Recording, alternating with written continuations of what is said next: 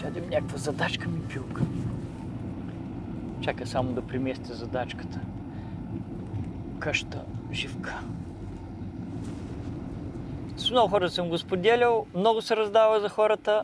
Нямал съм почивни дни, нямал отпуски съм имал, но само на хартия. Попълвам си молбата и съм на децика на фронта.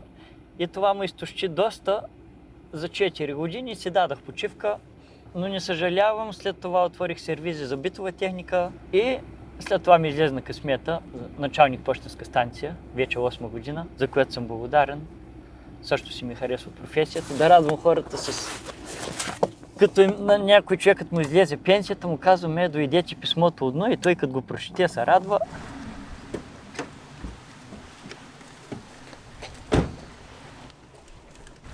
Ще го тръгнем вътре, обаче правим снимки.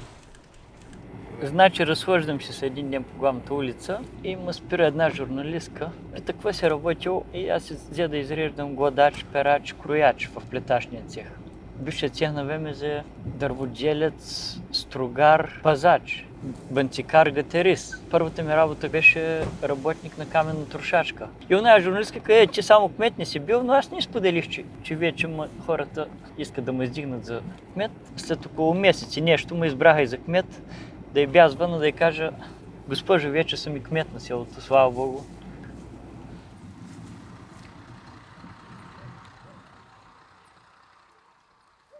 Един и 40, един и 20. Симонката 6,80, 6,80.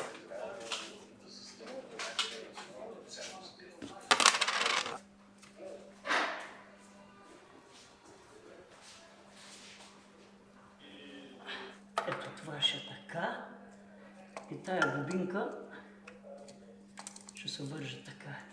Знаеш? Стана оригинал с свинска опашка, супер. Нали?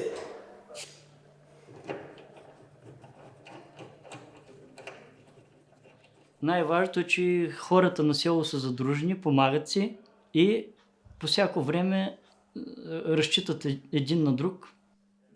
Няма Божи ден, при който да не помогна на някой. Може да е една добрина, но няма Божи ден, при който да не съм бил полезен.